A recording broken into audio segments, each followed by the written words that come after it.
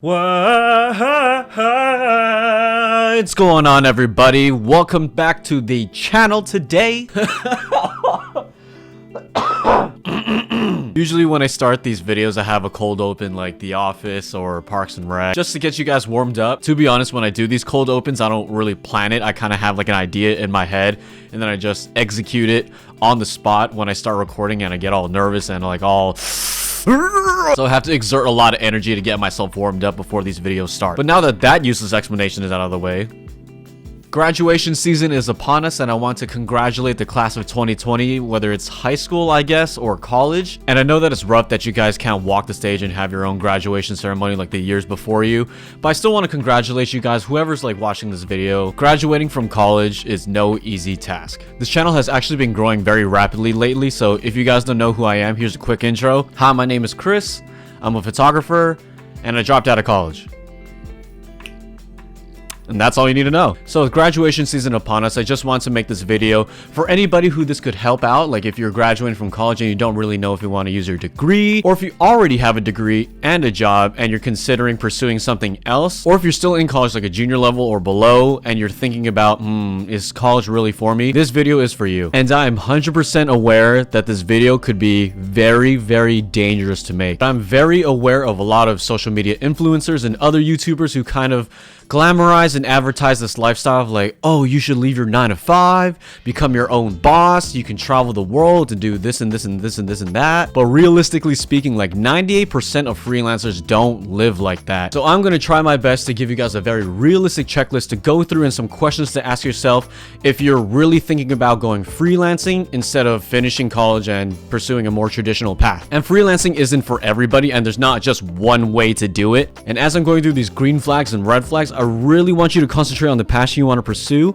and be honest with yourself when you're answering these questions. So question number 1 is, how long have you been pursuing this passion? Like pursuing it, I mean like actually doing something about it. I'm not talking about like how long have you been dreaming about doing it, because anyone can dream about it. As I was in college, I was also doing photography, so they were running parallel with each other. And then when I didn't want to do college anymore, I pivoted and then I went with photography full-time. I don't know if it's feasible if you're just doing college. Oh, I want to quit. Let me start becoming a chef all of a sudden. Like, I don't know if that actually makes sense because you weren't putting in time for it already and it's jumping into something completely new. Question number 2 that I want to ask you guys is, are you making money from it already?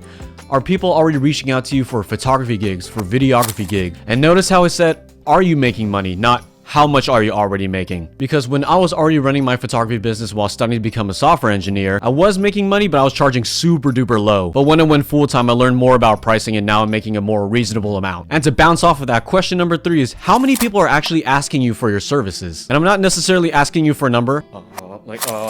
20? Like, do you have so many people and clients asking you for a service that you have to start turning them down because you just simply don't have enough time to get to them? Like your Monday and Friday is already occupied by school and work, and your Saturdays are your whole side gig, and then sometimes like on your weeknights you already do side gigs, and you definitely can't squeeze in any more clients. I think that is a very good sign that you could pivot into your passion as a full-time career. Which leads me into my last question for green flag is, what are you already doing on the side? This is more like a reiteration of the first 3 questions. Like back in college, I used most of my off time to develop my business. Like I went home, then studied, well kind of, then I went straight into editing, or I started sending out emails. There was even this one day back in San Jose State where I had an event to shoot and a quiz on the same day, where I drove an hour and a half away, completed the gig, and then I came all the way back 2 minutes right before my quiz, took the quiz and then aced it, and then went home and then edited the photos and then sent it back on the same day. Like if you want to leave school or if you want to pivot your career, what are you actually doing to make that happen? Like I know a handful of people who are dissatisfied with their job or their major or just their current living situation. Like they rather do this or that, but they're not running anything parallel to what they're already doing. So in my personal opinion, I don't know if it's a good choice to just drop everything and then move into the passion. But the best part about that is that it's not a permanent problem. It's something that you could definitely change. It's not like, oh, I'm not doing enough now, so I definitely can't do it in the future. You could start now. You could easily start learning something online now, or like going out to shoot or start baking something. Which leads me into the red flags that I want to talk about. Freelancing isn't for everybody. And these red flags are my personal opinion. Just because it applies to you doesn't mean that you can't be a freelancer. I don't know who you are,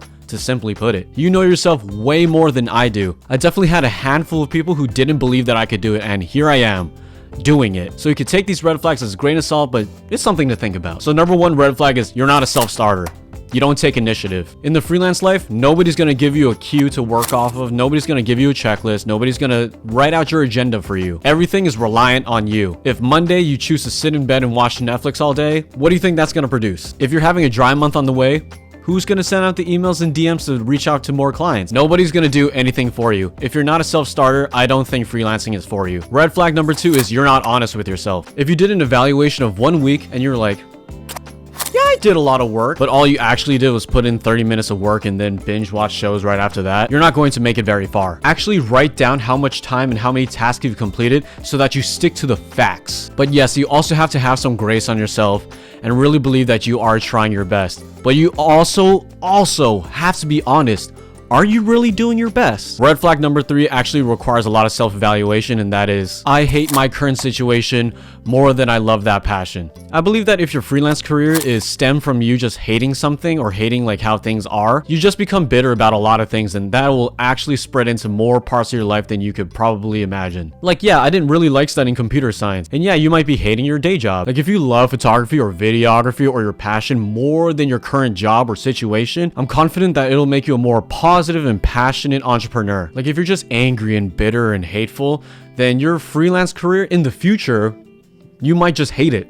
And you might just be bitter about it, and then it might just stop. So freelance out of love, not hatred, as cheesy and corny as that sounds. So I have 3 bonus things that I want to talk about that might make freelancing more sensible to pursue, with the first one being you're diversified in your skills. For myself, I shoot weddings, I shoot commercial, I do videography, I do YouTube now. So if one of them goes down, I have 3 other things, and then I could start selling prints, and then I could start selling presets or digital products, and then your revenue streams are diversified. That adds to the stability of your freelance career, because we all know that freelancing is pretty unstable from month to month or year to year, but having those diversified skills and streams of revenue really changes the game. Bonus tip number 2 is you can actually teach the skill that you're really good at. This really shows that you know the ins and outs of your passion. Plus, this is another stream of revenue because you could start making courses or holding workshops, and it's just simply good for the community if you know, spread the love, and you could possibly inspire somebody. That's a very rewarding thing to do. And of course, bonus tip number 3 is that you have friends and family that support you. Not all of us have that luxury. Some of us will have parents that highly disapprove of what we're doing.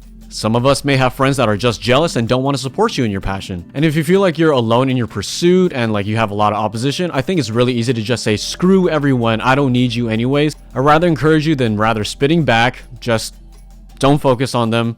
Focus on building up your own business and let your work speak for itself. Like, you didn't think I could do it, but here I am doing it. Let your work and work ethic say that. So there you have it. Those are just my opinions on if you should maybe leave college or maybe leave your job or whatever. These are the things that ran in my head when I left school to pursue photography full time. And I'm not gonna lie and say that it was all glamorous like from the start. My parents didn't initially approve of me doing this, and my streams of revenue weren't that diversified. But over time, my parents jumped on board and now they're super supportive of it. And now I have diverse streams of income. So there are some things that you can change as you go along. And this video is not like a sign seal approval that you can just like drop everything and then go for it. There are some responsibilities that we really have to take care of, like if you have kids or if you have a significant other or if you have like major bills to pay. Make sure that your top priorities are settled first before you consider doing this, because it's very risky. And even though I dropped out of school, I'm not going around saying you should drop out, you should drop out, you should drop out. It's a very dangerous thing to advertise because it's not for everybody, even though it looks so nice and pretty on YouTube. So be honest with yourself when you run through this checklist, and leave a comment down below.